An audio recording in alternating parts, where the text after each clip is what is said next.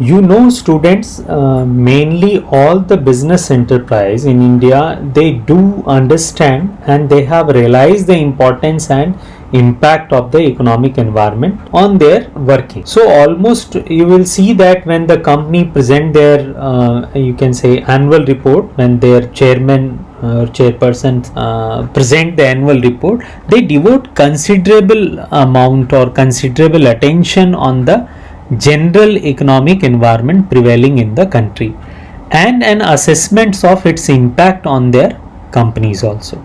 So it is very important to understand the economic environment of any country.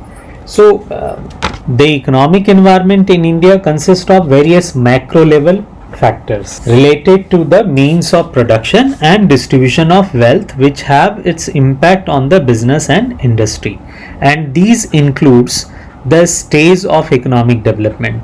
It is said that there are 5 stages of the economic development. So at what stage our country is, that is to be understood. Then the second is the economic structure. It includes like whether it is capitalism, socialism or mixed economy. So in India we have mixed economy which recognize the role of both public as well as private sectors. Then economic policies. See, the economic policies of the government includes industrial policy, monetary policy and fiscal policies. Then comes the economic planning.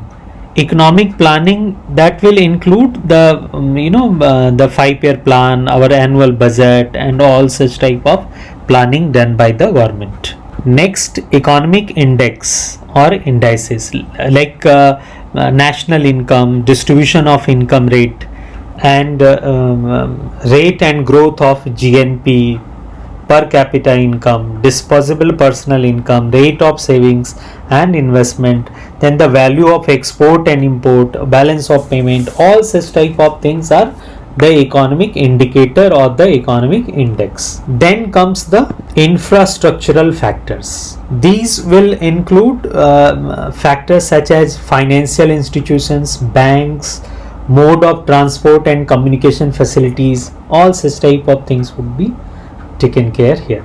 Then the economic environment of business in India has been steadily changing, mainly due to government policies. And if you see it at the time of independence, the situation of the economic environment in India was primarily an agricultural based economy. So the Indian economy was mainly agriculture and it was rural in character. So almost 70% of the working population was employed in agriculture and almost 85% of the population was living in the village. The production which was carried out, that was irrational or low productivity technology was being used. Then there was a spread of communicable diseases also, so the mortality rate of course was high and there was no good public health system also. So in order to solve these economic problems of our country, the government took several steps, including like control by the state of certain industries, central planning, then reduced importance of the private sector. The main objective of India's development plans were like initiating rapid economic growth to raise the standard of living, reduce unemployment and poverty, become self-reliant and set up a strong industrial base with emphasis on heavy and basic industries. Then reduction in the inequalities of income and wealth, and adopting a socialist pattern of development based on equality and prevent exploitation of man by man. So that was the key aspect of the economic planning in India after independence. So in accordance with the economic planning, the government gave a lead role to the public sector for infrastructure industries, whereas the private sector was broadly given the responsibility of developing consumer goods industry. At the same time, the government imposed several restrictions or regulations and control on the working of private sector enterprise, and India's experience with economic planning was delivered has delivered that mixed result. And in 1991 the economy faced a serious foreign exchange crisis, high government deficit, and a rising trends of prices despite bumper crops. So on your business studies NCRT page number 85, you can see some of the crises of June 1991 has been mentioned. So considering those crises, those financial issues, problems, as a part of economic reforms, the government of India announced the new industrial policy in July 1991. So that was basically focused on these three aspects. We call it LPG: liberalization, privatization, and globalization. So now, before discuss this liberalization, privatization, and globalization in detail, let us first understand the broad features of this policy. In 1991, the Indian economy faced a serious foreign exchange crisis, high government deficit, and rising trends of prices despite bumper crops. This I said. As a part of the economic reforms, the Indian government announced a new industrial policy in July 1991. And the main aim of the new industrial policy was to create a more competitive environment in the economy and to remove the barriers of entry and growth of business firms. So the broad features of this policy were, the first is the government reduced the number of industries under compulsory licensing to 6. We can call it delicensing. So this new policy abolished industrial licensing for all projects except the 6 industries. Though now this 6 also has been reduced to 4. Now we have only 4 industries which requires licensing. Otherwise the old license quota raj is now no more. Then the next we can discuss the decrease in role of public sector. That is means the role of public sector was limited only to 4 industries of strategic importance, and remaining industries were open for private sector. So these 4 were at that time. Now this has been further reduced and made to 2 only. Now we have only these 2: atomic energy and railway operations. That also some part of this is allowed under the private investment also. So now we can say that we have only 2, but that time it was 4. Third is disinvestment. Disinvestment means the selling a part of the whole of shares of public sector undertaking, or we may say that the disinvestment is selling of assets. The word meaning of this is like this. So in case of public sector undertaking, disinvestment means government selling or diluting its stake. Stake means the shares in public sector undertaking, so in which it has a majority holding. The disinvestment assumes significance due to the prevalence of a competitive environment which makes it difficult for many PSU to operate profitably. So basically disinvestment is what? When the government of their public sector in units of their PSU selling its share to the private sector, that is called disinvestment. Now the in year 1991 and 92, the 31 selected PSUs were disinvestment, and then August 96 the Disinvestment Commission was set up under the chairmanship of J.V. Ramakrishna, and this was the period when disinvestment happened primarily by way of selling of majority stake of the PSUs, and major PSUs were IOC, BPCL, HPCL, GAIL, or the VSNL, Videsh Sanchar Nigam Limited.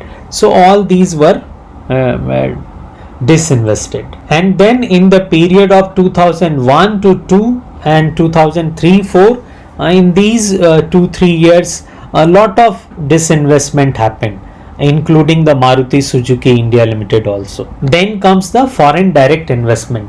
This is called FDI. See, the first 4 decades after independence, the country was pursuing a path of development in which the public sector was expected to be the engine of growth.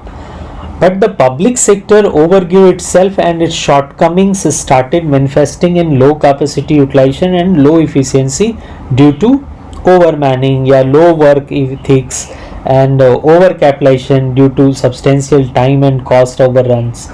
So it was considered that we should go for disinvestment. See, this period 2001 to 2004. This was the period when maximum number of disinvestment took place. These took the shape of either strategic sales, like involving an effective transfer of control and management to a private sector, or an offer for sale to the public, with the government still retaining control of the management. So some of the companies which witnessed a strategic sale included these Bharat Aluminium Company Limited, CMC Limited, even Maruti Suzuki India Limited. So these were the companies which were saw the disinvestment. Then the policy towards foreign capital was liberalized. The share of foreign equity participation was increased, and in many activities it was even 100% foreign direct investment was permitted. So if you see this Maruti Suzuki India Limited, which is the subsidiary of the Suzuki Motor Corporation Japan, we are all aware about it, that it is the India's largest passenger car maker, and this company, which was formerly known as Maruti Udyog Limited, was incorporated as a joint venture between the Government of India and Suzuki Motor Corporation. If you see the present situation, so almost 56.2% of the equity is being owned by the Suzuki Motor Corporation. Then in many of the cases, the automatic permission was now granted for technology agreement with foreign companies. Like if you want to develop some production, you have some technology on which you want to work in this country, and you want to go in the technological agreement with other foreign companies, it is allowed automatically. Then FIPB board was set up. This foreign investment promotion board was set up to promote and channelize foreign investment in India. But later on, like in recent 2017, during the budget speech, you may see here that this board FIPB was abolished on 24th May 2017. So basically this new economic policy was to take the appropriate measures to remove the obstacles in the way of growth and expansion of industrial unit of large industrial house or the small scale sector, was also assured all help and accorded due recognition. So in this essence, or this policy has actually sought to liberate industry from the shackles of the licensing system, licensing or the quota raj system. So this is called liberalization, and then drastically reducing the role of the public sector and giving more importance to the private sector is called privatization.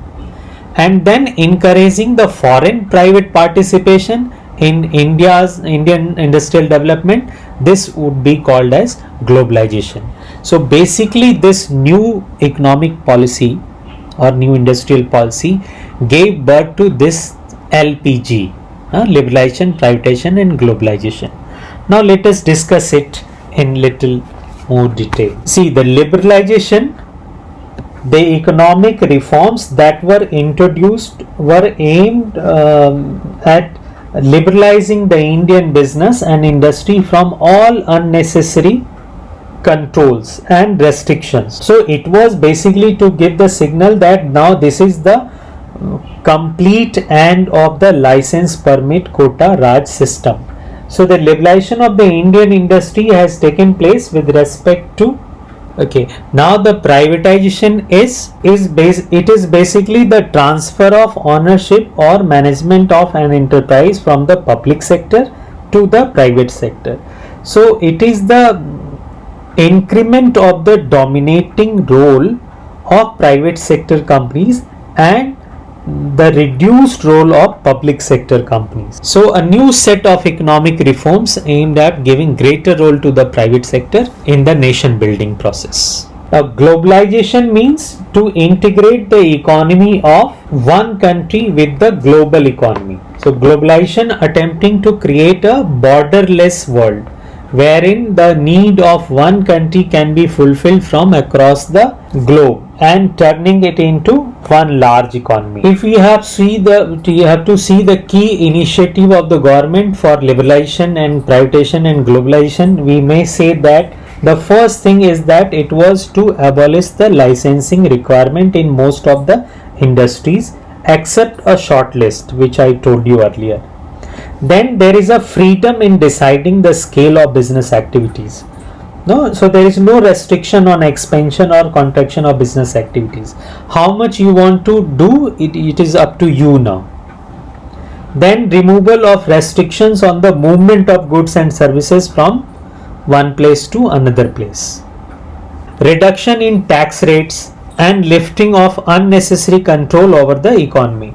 Then simplifying procedures for import and export, and then the last one you can say making it easier to attract foreign capital and technology to India. For privatization, the key initiative of the government was to achieve this, means the privatization, the government redefined the role of the public sector in the new industry policy of 1991, which we have seen it. So the first one you can say that the government adopted the policy of planned disinvestment of the public sector and decided to refer the loss making to and sick enterprises to the Board of Industrial and Financial Reconstruction.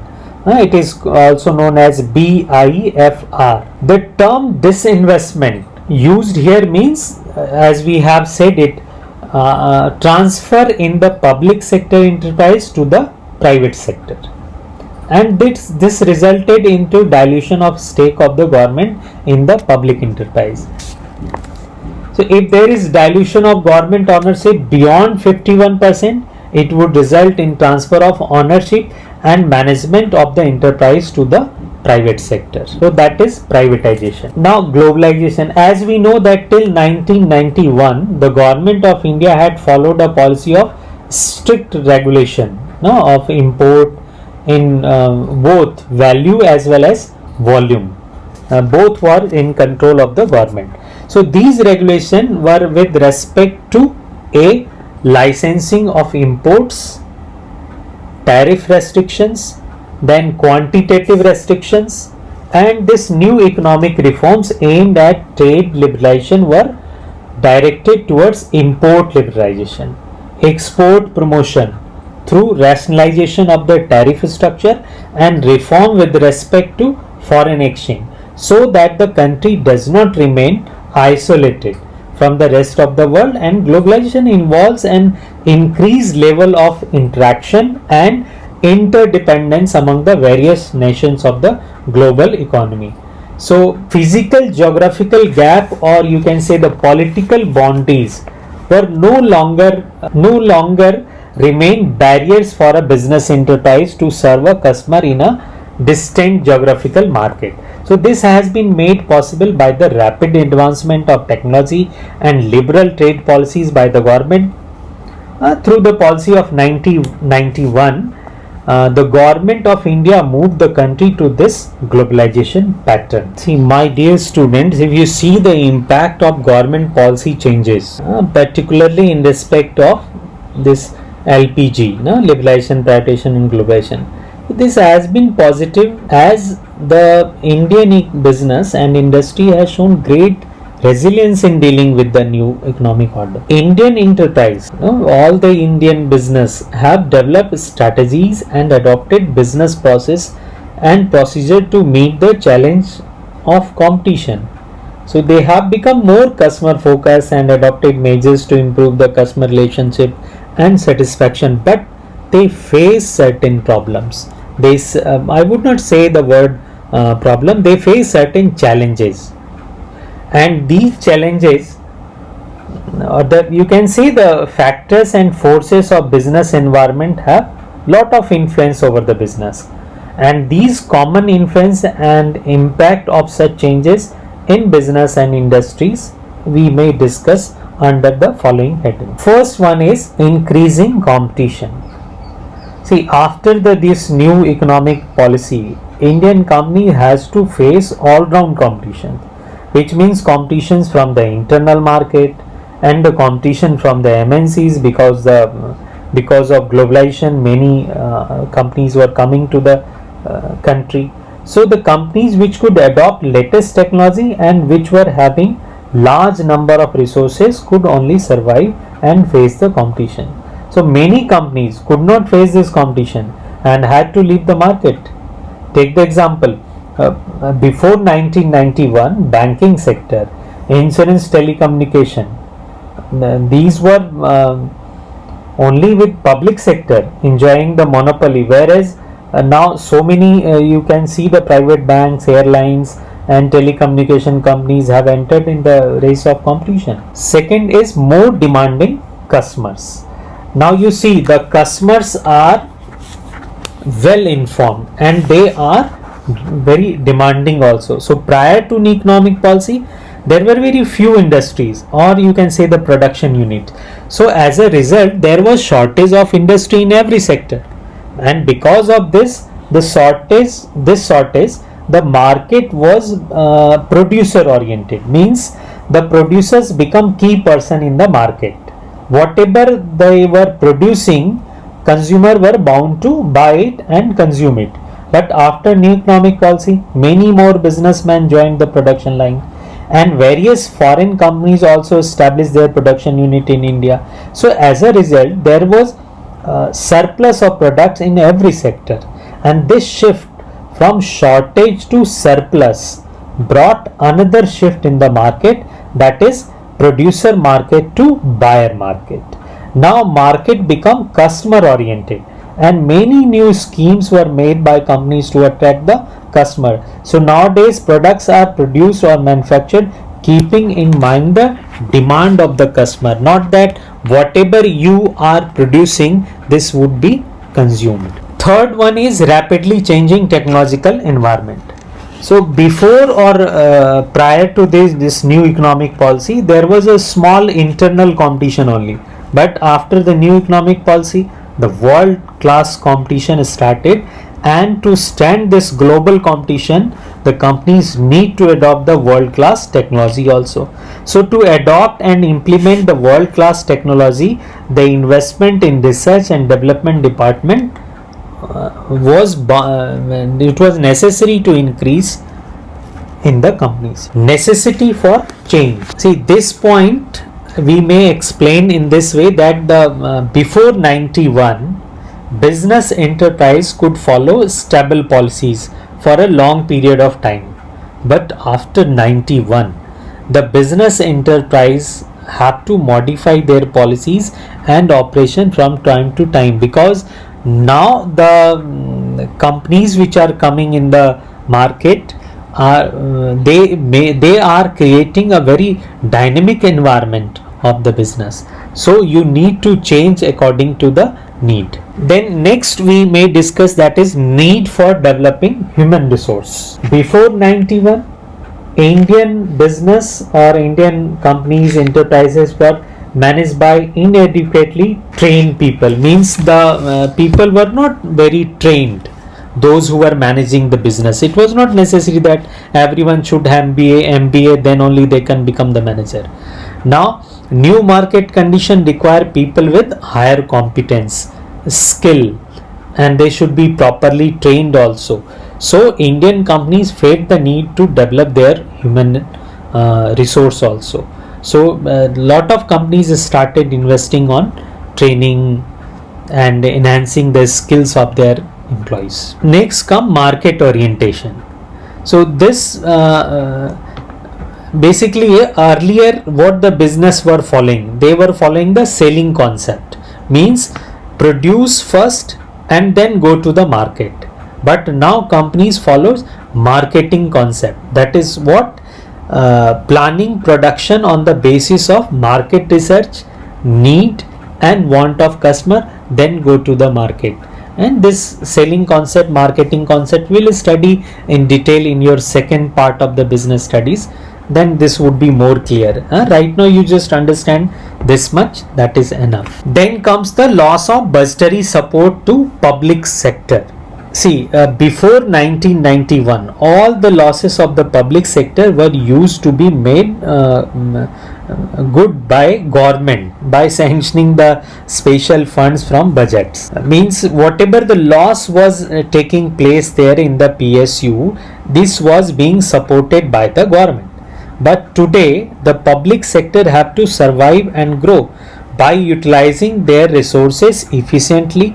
Otherwise these enterprises has to face the disinvestment. See, if you are not earning, then government would sell it to the private sector. On the whole, the policies of liberalization, globalization and privatization have brought positive impact on Indian business and industry. They have become more you can say customer focus and have started giving importance to their customer satisfaction also.